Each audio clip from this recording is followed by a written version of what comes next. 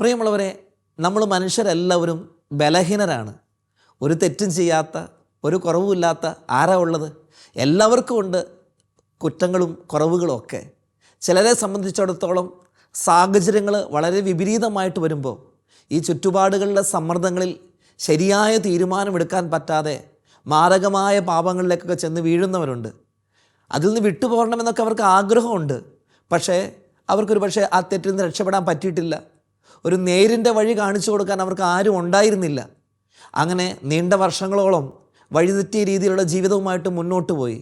ഒരു പക്ഷേ മരണത്തിന് മുമ്പ് പോലും ഒന്ന് അനുദപിക്കാനോ ദൈവത്തിലേക്കൊന്ന് തിരിച്ചു വരാൻ പോലും പറ്റാത്ത രീതിയിൽ മാരക പാപത്തിൽ തന്നെ മുഴുകി ഈ ലോകം വിട്ടുപോയ ആളുകൾ നമ്മുടെ ചുറ്റുപാടുമുണ്ട്.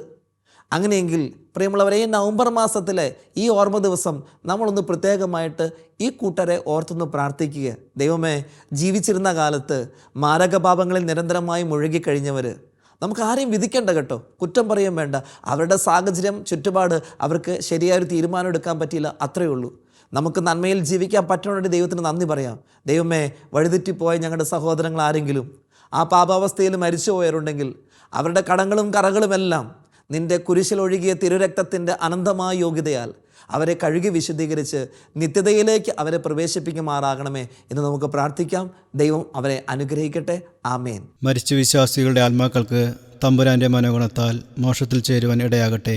നിത്യപിതാവേ, ഈശോ മിശിഹാ കർത്താവിന്റെ വിലപില്ലാത്ത തിരുച്ചോരയെക്കുറിച്ച് മരിച്ച വിശ്വാസികളുടെ മേൽ കൃപയായിരിക്കണമേ. സ്വർഗ്ഗസ്ഥനായ ഞങ്ങളുടെ പിതാവേ, അങ്ങയുടെ നാമം പൂജിതമാകണമേ. അങ്ങയുടെ രാജ്യം വരണമേ.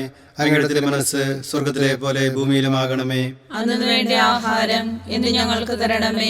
ഞങ്ങളോട് തെറ്റ് ചെയ്യുന്നവരോട് ഞങ്ങൾ ക്ഷമിക്കുന്നത് പോലെ ഞങ്ങളുടെ തെറ്റുകൾ ഞങ്ങളോട് ക്ഷമിക്കണമേ. ഞങ്ങളെ പ്രലോഭനത്തിൽ ഉൾപ്പെടുത്തരുതേ, തിന്മയിൽ നിന്ന് ഞങ്ങളെ രക്ഷിക്കണമേ. നന്മ നിറഞ്ഞ മറിയമേ, സ്വസ്തി, കർത്താവ് അങ്ങയോടുകൂടെ സ്ത്രീകളിൽ അങ്ങ് അനുഗ്രഹിക്കപ്പെട്ടവളാകുന്നു. അങ്ങയുടെ ഉദരത്തിൻ ഫലമായ ഈശോ അനുഗ്രഹിക്കപ്പെട്ടവനാകുന്നു. പരിശുദ്ധ മറിയമേ, തമ്പുരാന്റെ അമ്മേ, പാപികളായ ഞങ്ങൾക്ക് വേണ്ടി ഇപ്പോഴും ഞങ്ങളുടെ മരണസമയത്തും തമ്പുരാനോട് അപേക്ഷിക്കണമേ. ആമേൻ. പിതാവിനും പുത്രനും പരിശുദ്ധാത്മാവിനും സ്തുതി. ആദിയിലെ പോലെ ഇപ്പോഴും എപ്പോഴും എന്നേക്കും. ആമേൻ.